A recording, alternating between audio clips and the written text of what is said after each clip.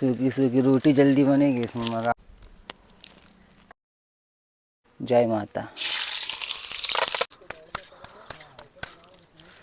महाराज जी कौन कौन सी मान्यताएं लेकर यहाँ माता जी के मढ़िया में आते हैं? जैसी मन्नतें आपको, जैसी विपदा पड़ रही, जैसा कष्ट पड़ रहा है। जय सीताराम। दोस्तों आज मैं आया हूँ सती अनसुईया जी वाले बाबा की कुटिया में, जो बीहड़ जंगलों के अंदर रहकर बरसों से भजन साधना करते आ रहे हैं। मेरे पीछे महाराज जी की कुटिया है, तो आइए दोस्तों चलते हैं।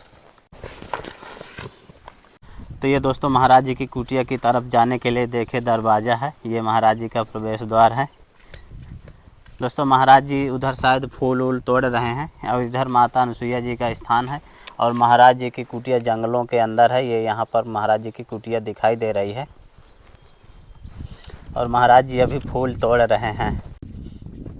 जय जय सीताराम महाराज जी।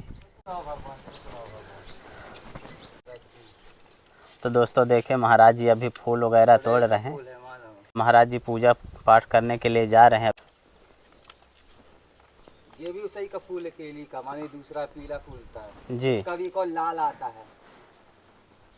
महाराज जी रोज इसी तरह फूल तोड़ते हैं? जी भगत जी। माता जी की पूजा पाठ करते हाँ हैं? हाँ जी भगत जी, रोज अपना ऐसे ही मैया को अपना सजाता हूँ बढ़िया, इसलिए तो लेट हो जाता हूँ ना भगत जी, है ना। पहले साफ सफाई करता हूँ, अब पूजा करने का कितने बजे का समय रहता है मेरा भगवंत। तो ये दोस्तों माता जी का स्थान है, आइए आपको दर्शन करा देता हूँ। ये हैं दोस्तों सती अनसुईया माता जी। दोस्तों महाराज जी पहले माता जी को स्नान ध्यान कराएंगे, इसके बाद पूजा पाठ करेंगे।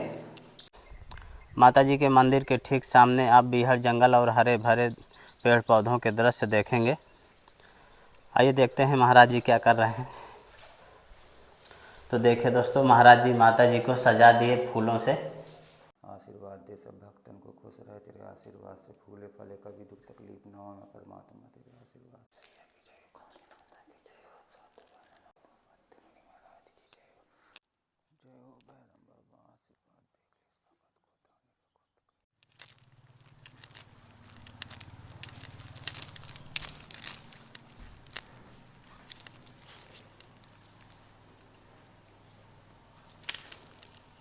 तो फाइनली दोस्तों महाराज जी की पूजा पाठ हो गई। माता जी के दर्शन करिए। तो दोस्तों माता जी की पूजा पाठ करने के बाद अब महाराज जी अपनी कुटिया की तरफ जाएंगे। दोस्तों महाराज जी की कुटिया के नज़दीक आ गए हैं। तो ये रही दोस्तों महाराज जी की कुटिया। आइए अंदर के दृश्य आपको दिखाता हूँ। यहीं पर देखें महाराज जी के बर्तन वगैरह रखे हैं। कुटिया के अंदर आप देखेंगे तो यहाँ पर भी महाराज जी एक माता जी का स्थान बनाए हैं छोटा सा। काली मैया, आती मुनि, सती अनसुईया बैठी है। काली माता का स्थान है महाराज जी। जी जी। और यहीं पर दोस्तों महाराज जी का देखिए बिस्तर वगैरह है। महाराज जी की सामग्री यहीं रखी रहती है। महाराज जी की कुटिया देखिए छूल के पत्तों से और बांसों से मिलाकर महाराज जी बनाए हैं। महाराज जी आपकी कुटिया के बगल से एक दूसरी कुटिया बनी है, उसमें हाँ बना दिए भगत जी से, कोई यात्री उत्री आता अपना आनंद ले, है ना भगत। अच्छा हाँ यात्रियों के बैठने के लिए अब है। धर्मशाला तो यहाँ नहीं है तो कहाँ रोकेगा, तो झोपड़िया ही बना दे, लोहा सीमेंट नहीं है तो पत्ते के बना दे, है ना। हाँ है ना। अब यहाँ कोई मदद करने वाला, गलत बोलते हैं। तो कोई आता तो हमको अच्छा नहीं लगता रहा भगत, है ना, तो हमने उसे उसकी टपरिया बना दो पत्ते ही पत्ते की, मालूम कोई आ तो अपना बैठे तो याद तो करे ना भगत। अब यहाँ कुछ नहीं, हम बैठे वहाँ भीग रहे, मालूम मंदिर भी चूरा। महाराज जी अपनी कुटिया के बगल से देखे, ये यात्रियों के लिए बनाई है महाराज जी कुटिया। अगर कोई आते जाते हैं तो वहाँ अपना रुक सकते हैं। महाराज जी की कुटिया के चारों तरफ आप हरा भरा जंगल देखेंगे। चारों तरफ से बड़े बड़े पेड़ पौधों से घिरी हुई यह कुटी बहुत ही सुंदर और रमणीक लगती है। जय सीताराम महाराज जी। खुश रहो भगत जी, बाल गोपाल खुश रहे, मालूम आपके भगवंत। महाराज जी आपकी सेवा में थोड़ी राशन सामग्री है। महाराज जी आपकी सेवा में सब्जी खुश रहे, मालूम आशीर्वाद बनाए रखे दाने के ऊपर, आप लोग के ऊपर, माता रानी हमेशा खुश रहे, मालूम आप लोग। महाराज जी इसमें आपकी सेवा में आटा है।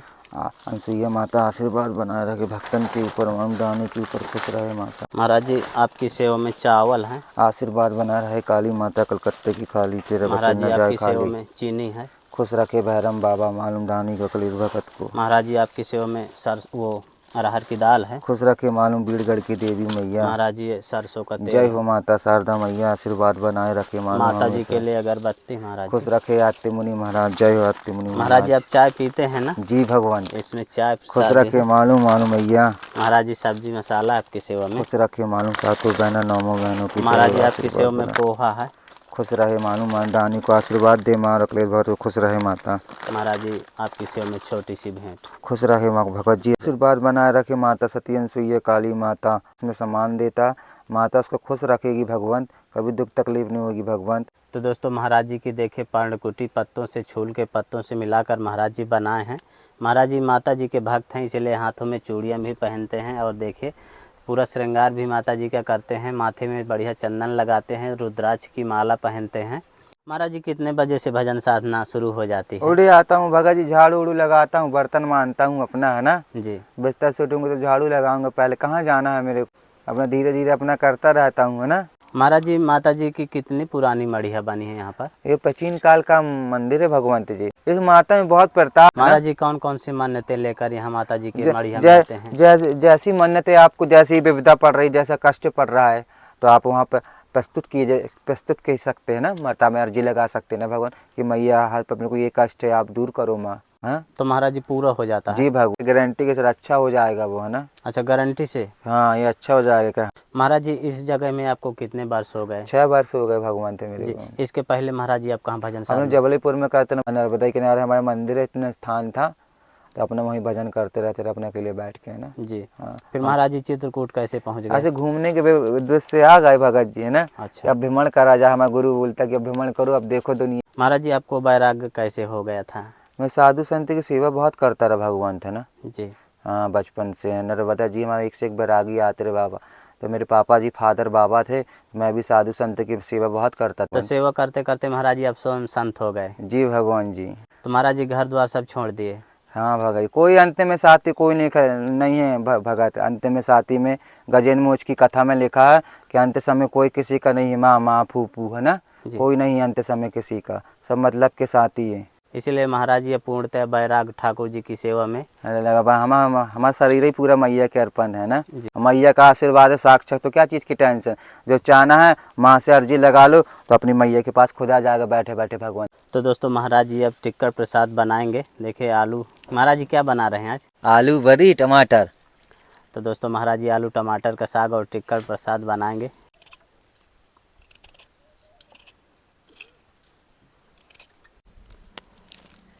तो ये दोस्तों महाराज जी अपने धुने में कढ़ाई चढ़ा दिए। अब महाराज जी अपनी सब्जी प्रसादी बनाएंगे।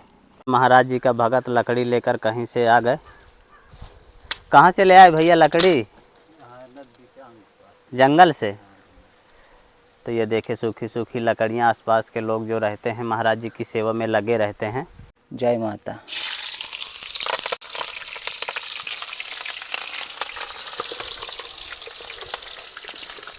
बारी भी महाराज जी इसी में मिक्स करेंगे? हाँ आलू में जी।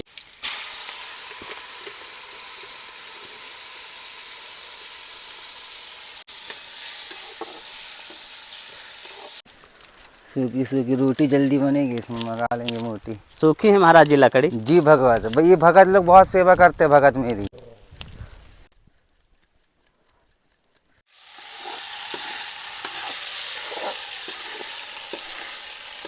तो दोस्तों महाराज जी अब आटा लगाएंगे। देखिए आटा निकाल रहे हैं अपने तबेले में। ये महाराज जी का तबेला है आटा लगाने का।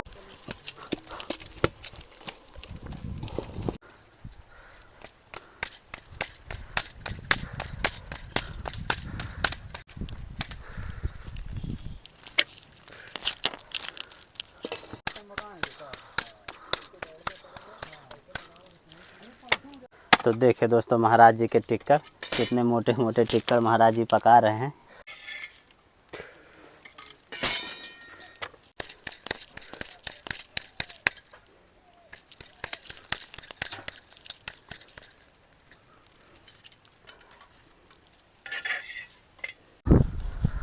तो फाइनली दोस्तों महाराज जी के टिक्कर प्रसाद बन गए और महाराज जी देखिए बाग बुझा रहे हैं। और ये रहे दोस्तों महाराज जी के टिक्कर प्रसाद। देखिए कितने मोटे मोटे और खरे खरे टिक्कर पकाए हैं। दोस्तों महाराज जी का प्रसाद बैठो भगत आप। सब्जी और टिक्कर। आप बुला रहे। तो देखा दोस्तों किस तरह से महाराज जी बिल्कुल साधारण सी कुटिया में रहते हैं, माता अनसुईया जी की पूजा पाठ करते हैं। चारों तरफ से आप जंगलों के दृश्य देखेंगे, काफ़ी सुंदर और रमणीक जगह है।